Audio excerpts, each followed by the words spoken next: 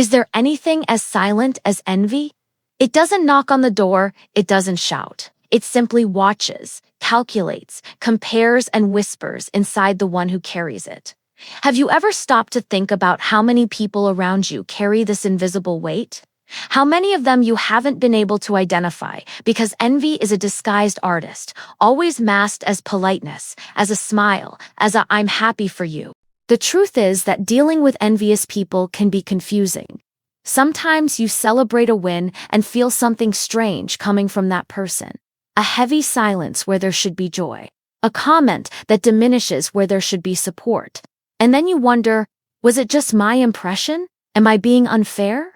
The reality is that envy leaves traces, behaviors, patterns, signs that once recognized, you never stop seeing again. This is another Headspace Talks. Let's go together.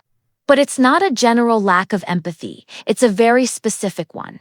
They cannot genuinely put themselves in your place when you achieve something. Why? Because this person is so deeply focused on what they lack, on what they didn't accomplish, on what they failed to become, that they simply can't step out of themselves to celebrate someone else. You arrive full of joy, ready to share some news, a promotion, a new relationship, a project that just came to life. And instead of that warm hug, that genuine excitement, you feel nothing.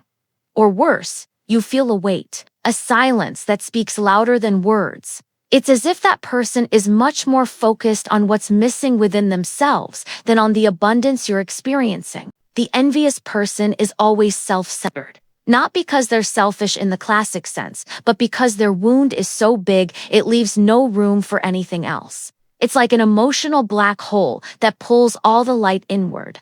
When you bring your light, they can't reflect it back. They only absorb it and turn it into darkness. This lack of empathy is the first sign. Because true empathy requires movement. The movement of leaving yourself and entering another, and the envious simply cannot do that. Or rather, they can't do it genuinely, in a way that actually reaches you as truth. The envious live in a permanent state of comparison. It's not something that happens occasionally. It's their default mode of existence. They compare at work. They compare with friends. They compare on social media. They compare with people on TV, influencers, celebrities. They compare at home with their partner, with their siblings. They compare everywhere, with everyone, in every situation. Because for the envious, comparison isn't a habit, it's the measuring stick through which they determine their own value. And what's the result of this constant comparison? Always the same. They feel inferior, always, because the ruler they use never measures themselves fairly. They compare their backstage to everyone else's stage. They compare their internal anguish to the mask someone else shows the world. Of course, they always lose. You'll notice they bring comparison into almost every conversation. You say you traveled, and they immediately mention someone who traveled somewhere more exotic. You share a success, and they point out someone who achieved something bigger. You talk about a challenge you overcame, and they know someone who overcame something harder. It's exhausting, because no matter what you bring to the table, they find a way to compare and come out losing, or worse, they make you look small in the comparison. This is a classic trait, and you need to identify it because it's far more subtle than it seems. Why would someone do that? To ease their own discomfort. When you achieve something they also wanted, you're unintentionally reminding them of their own inability. You're showing them that it is possible, that it is achievable, and if you did it, why can't they? That question hurts too much to answer honestly. So what do? They minimize it. They say it was easy, that it was luck, that you had help, that the circumstances were perfect, that anyone could have done it, that it's not a big deal.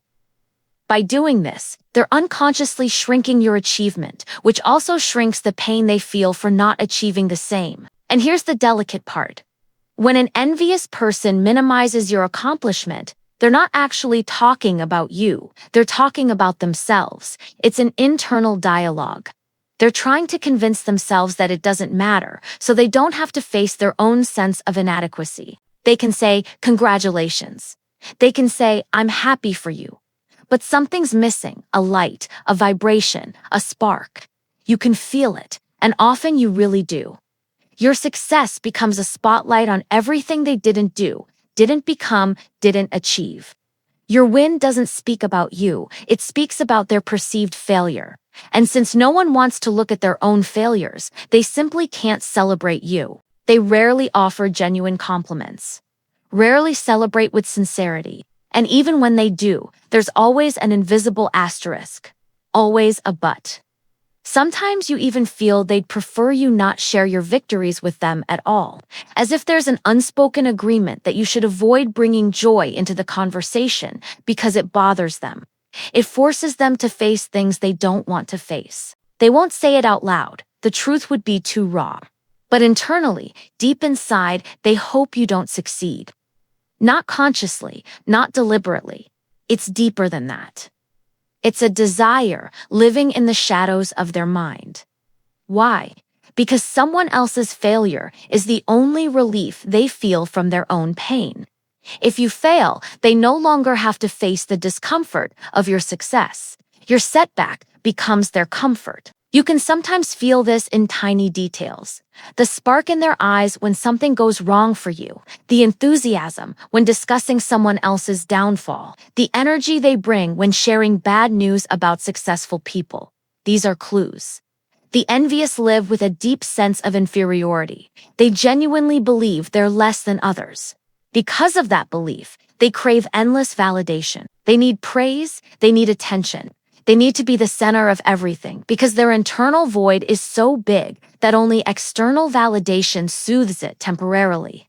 And no matter how much you give, it's never enough. You'll see this in people who constantly bring up small accomplishments just to receive validation.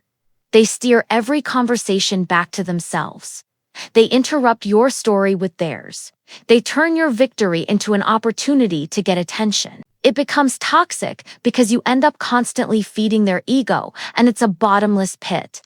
The envious person lives in a permanent state of victimhood. They always feel the world owes them something. They always feel life is unfair. Why? Because envy distorts reality. In their mind, someone else's success is automatically an injustice against them. If you achieved something, the universe was unfair to them. If you're happy, they're a victim of fate. They never look inward, never ask, what can I do differently? Never take responsibility, because if they did, they would lose the comfort of being the victim, and victimhood is strangely comfortable. The blame is always external, always someone else's fault, never theirs. And while they cling to this story, life keeps moving, and opportunities keep passing them by. It is born from a deep wound, the wound of inadequacy, the feeling of never being enough, of never receiving unconditional validation, of learning, at some point in life, that your value depends on comparisons. This wound often comes from childhood, where love was conditional, where you were only validated when you were the best, the first, the favorite, or where you were constantly compared to others. And this wound shapes everything. They don't see opportunities, they see threats. They don't celebrate, they compare. They don't cooperate, they compete. And in this constant battle, they slowly destroy themselves. A voice that never stops. A voice that constantly compares, evaluates, diminishes. When you talk about your promotion, the voice whispers, "Of course she got it. I never get anything." When you share your happiness, "Why does she deserve it and not me?" To them, this isn't a thought, it's reality. And this same voice also stops them from acting. Because if they admitted they could achieve what you achieved, they would have to get up and do something about it. It's easier to convince themselves you were lucky. Sometimes anger, sometimes disappointment, sometimes even disgust. And all of that is valid. But for your own freedom, you need to learn to separate the person from the wound they carry. The envious person is also a victim of their own limiting beliefs, fears, and insecurities. This doesn't excuse their actions, but it gives context. They don't diminish you because you're small. They diminish you because they feel so small that they need to shrink others to breathe a little easier. It doesn't mean staying close to people who drain you. Forgiveness means freeing yourself from the heavy energy of resentment. It means recognizing that the person acted with the level of consciousness they had and choosing to move forward. And maybe the most important forgiveness is forgiving yourself for not having seen it earlier, for giving too many chances, for putting yourself in their place while they never did the same for you. Self-compassion is acknowledging that you did the best you could with the information you had, and now, with clarity, you choose differently. This isn't arrogance, it isn't selfishness, it's wisdom. Because when you recognize your own victories, when you love yourself for what you achieve, you become immune to the heavy silence of the envious. The person who minimizes your achievement. They're only revealing their own limits. Gratitude becomes a revolutionary act. When you're grateful for every small step, every inner victory, every symbolic death of an old self, no one can take your power. The real magic of life is in the small moments. The morning you woke up with hope. The day you chose not to give up. The moment you loved yourself despite everything. When you learn to celebrate this, envy becomes background noise in a life that is already music. If you're happy, you must be lying. If you achieve something, you probably cheated.